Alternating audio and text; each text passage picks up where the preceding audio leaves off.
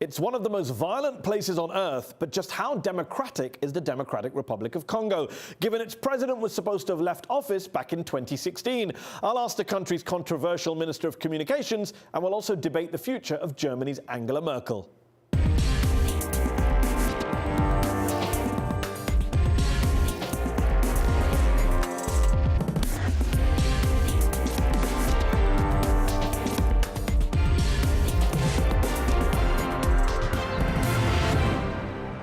I'm Mehdi Hassan, also on the show. She's been called the new leader of the free world, but German Chancellor Angela Merkel has grown increasingly unpopular at home, struggled to form a governing coalition, and has been undermined by the rise of the far right. So how much is Merkel herself to blame for the problems she and Germany now face? That's our debate.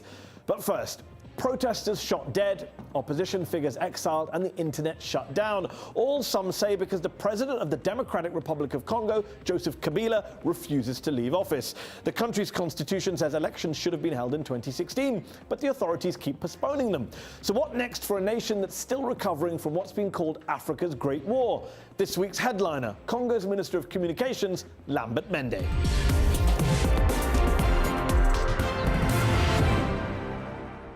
Lambert Mendé, thanks for joining me on Upfront.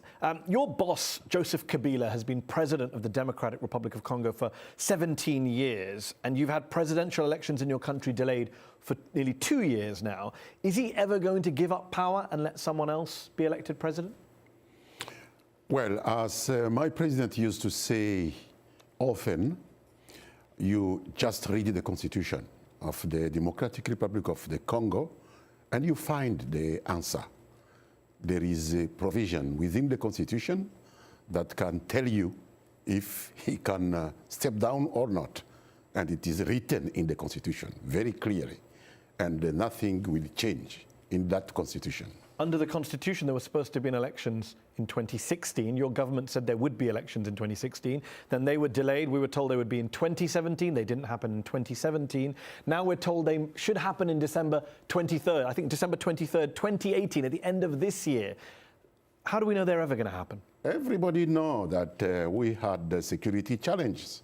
I think you have heard about this terrorist offensive we had to face in North Kivu province, where even soldiers from UN died. You have already understood about what happened in Kasai with the Kamwina Sampo terrorist offensive. All these didn't make it easy. It jeopardized the whole exercises. You haven't had elections? Of course, you can't. Because in previous interviews, you and your president have said the reason for no elections was the Electoral Commission, the Electoral Register, getting technical problems. Now you're switching and saying it's security. It seems to be you're looking for any excuse. Security is a big issue. You can't organize elections where they are killing those people of the Electoral Commission. It is impossible. We had the problem of So on that basis, you're never going to have elections because there'll never be perfect security in the Democratic Republic of Congo. But we had to register electors. And when they start to register electors, we found a lot of provinces under attack, terrorist attack. And a lot of officials from Electoral Commission were killed. And they refused to go ahead with these electoral census that jeopardize the exercise. So it is normal. So you're saying now that we haven't had elections, you haven't had elections in the Democratic Republic of Congo for nearly 2 years now because of security issues. Here's what I don't get. You say that you want, safe elections, free elections without violence.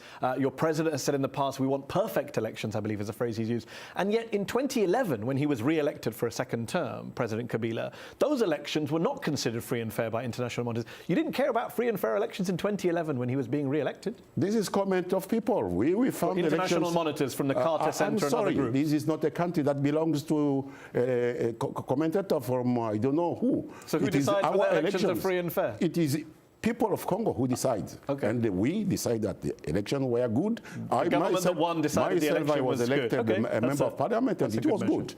So let people say what they want.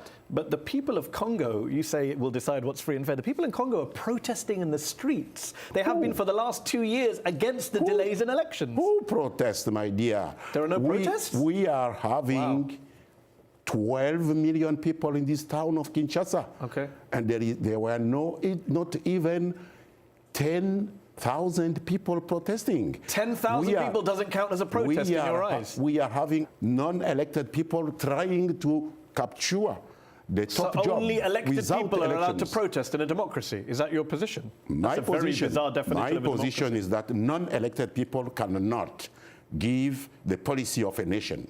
Only elected So you're people. against peaceful protests? Wow, that's very honest and a blunt statement. Peaceful I quite protest, admire we that. lost policemen. They killed policemen, my dear. Is it non-democratic to protest in the streets a delayed election? It is yes or no? non-democratic to come with guns and to kill policemen. Okay, but if you're peaceful, in the streets. what about the peaceful It ones? was not peaceful. So 10,000 people came out with guns? You are not well informed. Okay, so I'm asking for information, Minister. Among Simple these question. thousands of people, you found some bandits who Were there there 10,000 because people these with police- guns? These police people didn't commit suicide. Minister, were there They 10,000 killed. people with guns? They were killed and the police has the right I'm not to disputing. maintain order. And many peaceful protest was killed. Were 10,000 people? Many who? Okay, Tell me the number. Well, first answer my Tell me the question. figure. That's how it works. I Tell ask me a the question. figure. I'll tell you a figure in a moment. 2 people died. You said on 10. On 21st. Minister. 2 people died. Minister, this won't work as an interview. Don't ask a simple question. I have a report of Were the police. 10,000 people carrying guns? That's all I'm asking. Simple No, question. no. So you accept there were non-violent But protesters? some terrorists were among the protesters. In every protest, there are And fringes of people who carried Of course, violence. and the police but you're did his job. accepting that And there they were killed the non-violent police. protesters. They killed the police. And you killed non-violent protesters? No, they didn't kill any protester. Oh, really? Okay. It is a lie. It's a lie, okay. Nobody can say So that France, they killed the the French protester. government says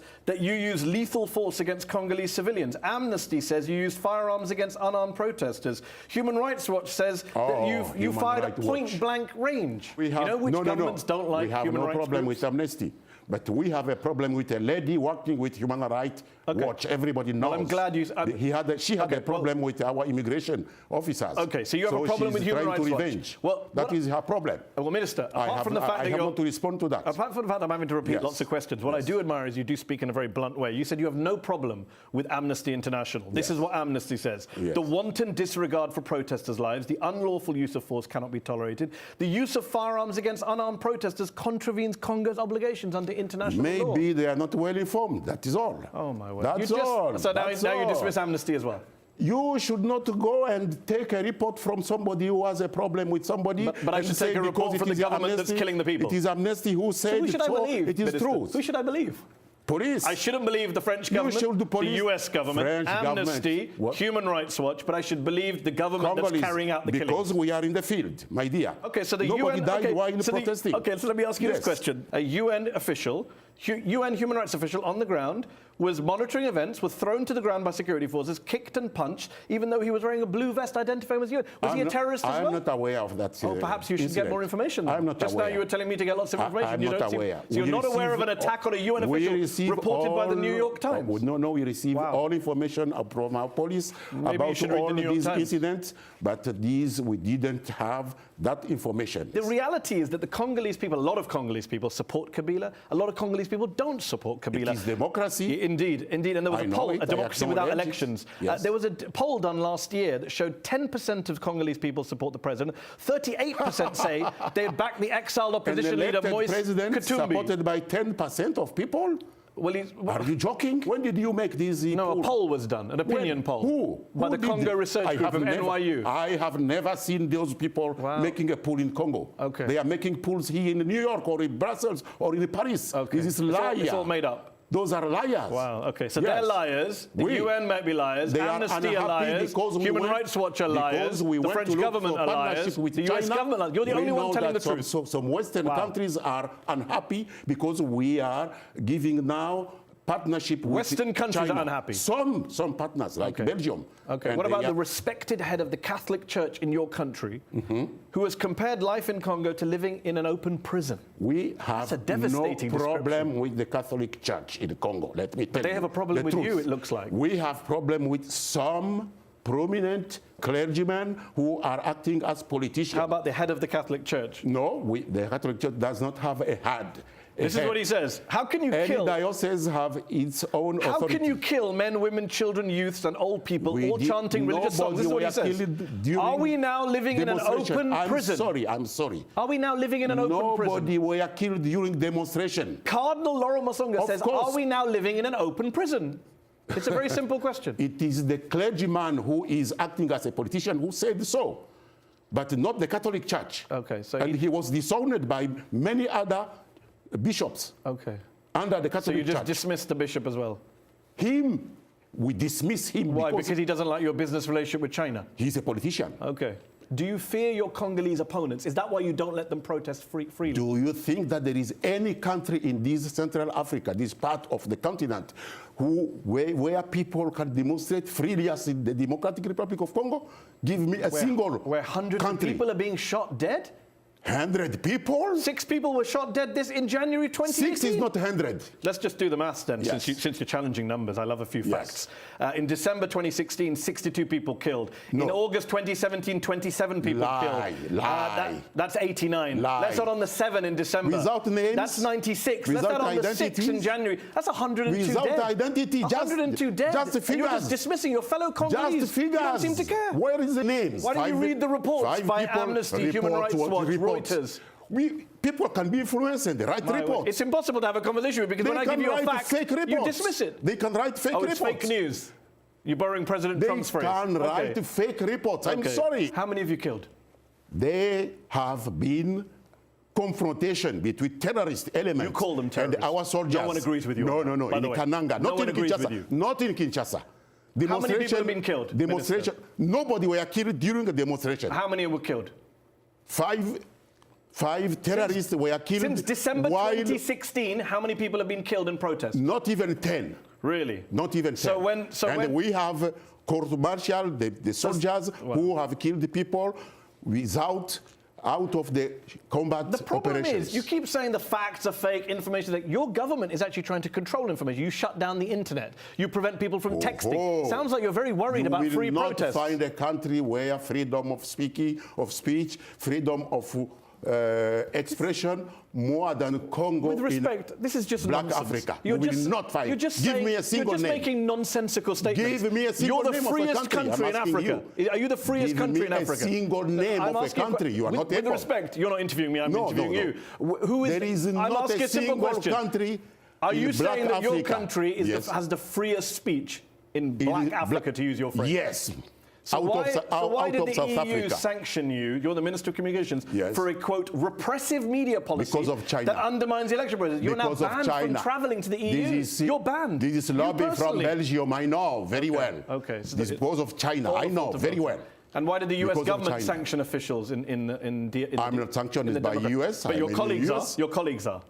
No minister was Both sanctioned. the US and the EU have sanctioned members no. of your government, but apparently you're the freest government in, quote, Black Africa. No. I mean, this is why some of your statements are And rather we nonsensical. challenge that measures. We are challenging that measures. Okay, you're Because- challenging them. But yes, right now we you're are sanctioned challenging. by the EU. We have a problem with a country called Belgium. Okay, but the US government says you're corrupt and prey on your citizens. Maybe they are influenced by Belgium. Okay, Why wow, not? Belgium is a Why superpower not? these days. No, isn't it? no, They can superpower. change the Trump administration's view No, on they are Africa. making a lobby. Here's Why what I not? don't get. The US government, the EU, the Belgian government, the I French didn't government, say no, the Human I'm Rights Watch. speaking of Belgium. I'm not- Don't extend to others.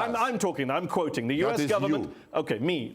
I'm quoting the US government, the French government, the EU, Human Rights Watch, Amnesty International, NYU, the UN, the cardinals in the Catholic Church. You've dismissed them all. No. You've Catholic dismissed them all. Church is not. Okay, one cardinal that you don't like in the One Catholic Church, a very senior bishop, cardinal. yes, Okay, that is you've the truth. dismissed all these people, which is your right. But what I don't get is, why pretend that you're a democracy when no one thinks you are? Why not just say, you know what, we don't care what anyone thinks of us. Democracy. We don't care. We are a Why democracy. pretend? Why go but through this we are charade a free people. where you say you're the freest country in Well, Africa? yes, we are a democracy, but we are free to interact with who we want. And when we decided to interact with China, we got problems with Belgium because they are the former colonizer and they wanted us to remain in partnership with them. So my question is, Yes. when all of this criticism from the international community is coming at you, why not just say we don't care? Why pretend that you're a democracy when no one thinks you are?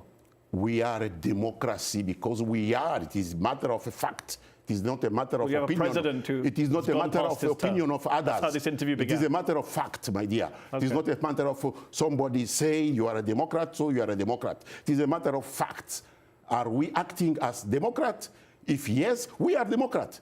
Even if you don't think that we are Democrat, if factually we act as Democrat, we are Democrat indeed. Lambert, Mendé, thank you for joining me on Up Front. Thank you. Thank you. She's been called the de facto leader of the EU, the new leader of the free world, and even the most powerful woman on earth. But in her own country, German Chancellor Angela Merkel is more unpopular than ever before. She's been struggling to form a coalition government and last year lost a number of seats to the far-right nationalist AfD, or Alternative for Germany party. Speaking at the recent World Economic Forum in Davos, the German leader claims she was doing all she could to get the populist wave under control. But is she? Or is Merkel the cause of it? And how do her current political struggles affect not just the future of Germany, but of Europe? Joining me to discuss this are Yascha Mounk, a lecturer on government at Harvard and host of the Good Fight podcast, and from Frankfurt, Ralph Bollmann, a journalist, historian and author of the biography, The German, Angela Merkel and Us. Thank you both for joining me in the arena. Ralph, let me start with you. In the past, you've praised Angela Merkel's leadership. You even wrote in your 2013 biography that she was, quote, in perfect sync with the national mood. That isn't quite the case today, though, is it? Nearly half of Germans, according to the polls, say they want Merkel to resign. In 2017, she led her party to the worst result since 1949. Her era of dominance seems to be over, isn't it?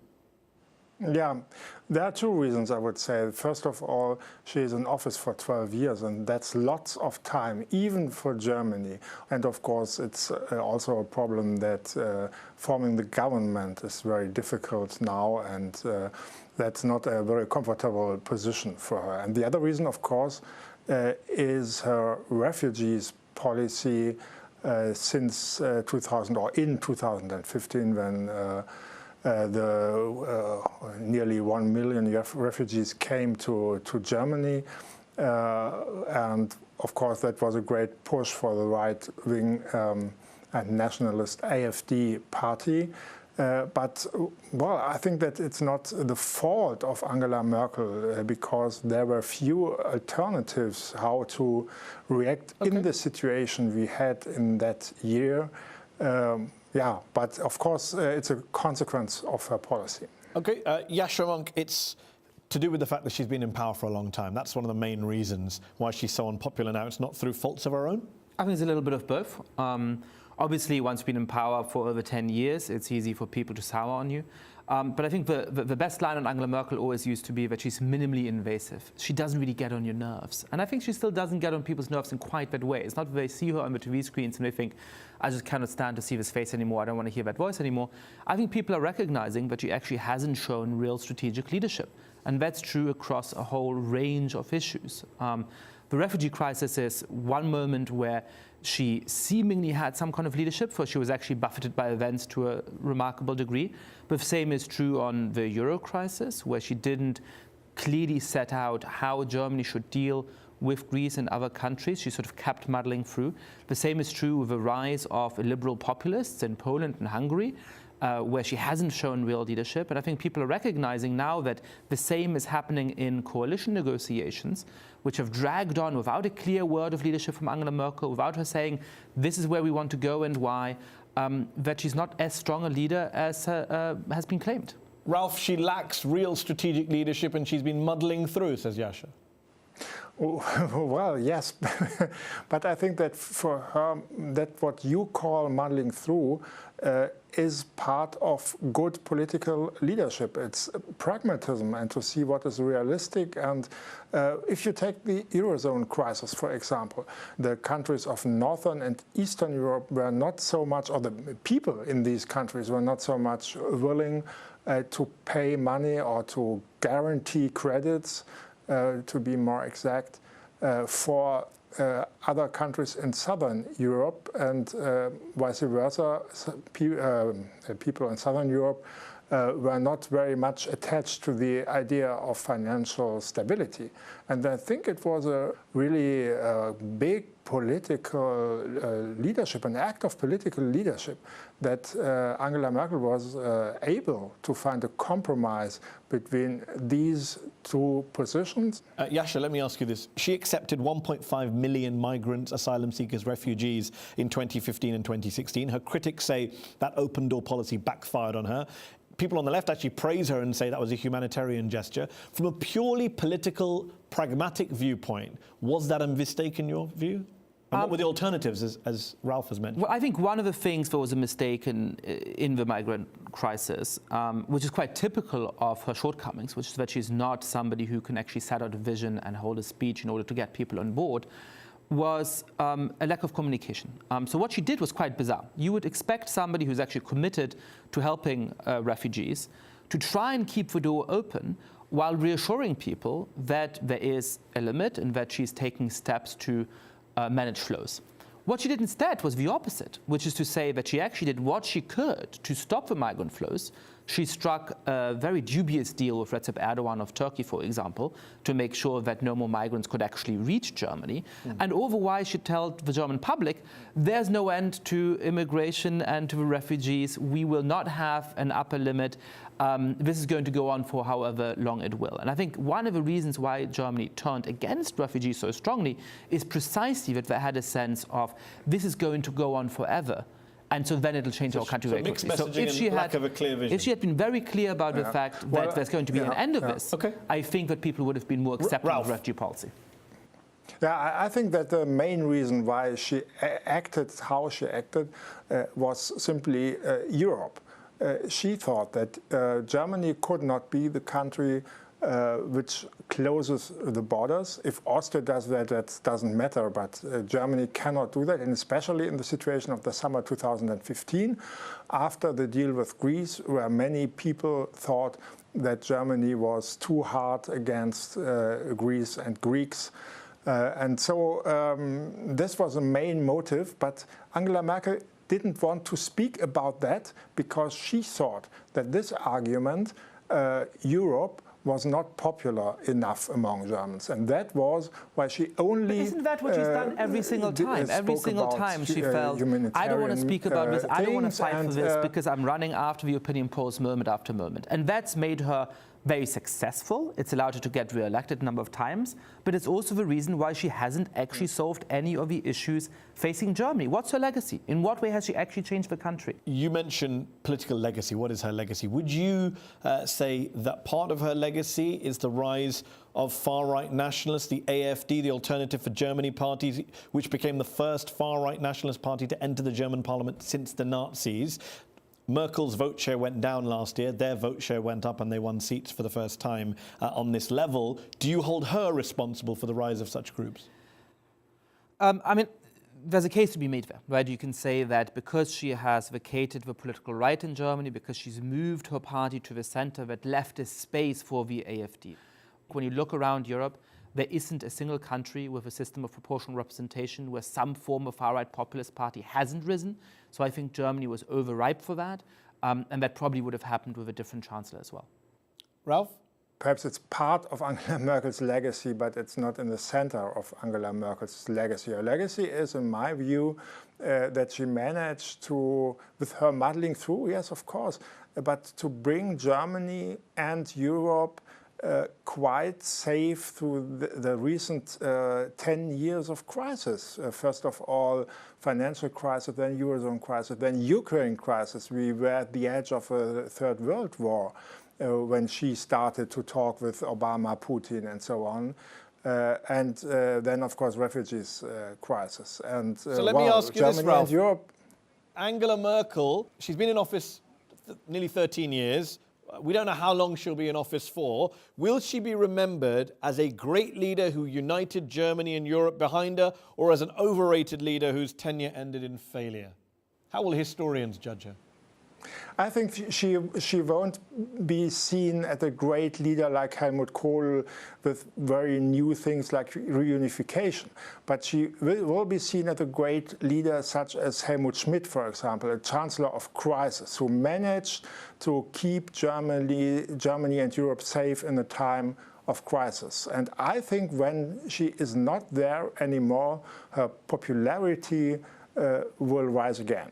We're almost out of time. Briefly, Yasha, how will history judge Angela Merkel? I think it's a very decent, very competent leader who didn't have a foresight and the strategy to actually confront some of the big crises that haven't really come home to hit yet, that right now aren't quite felt yet, but I fear will be over the course of the next decade.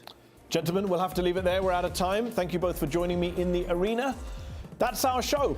Up Front will be back next week.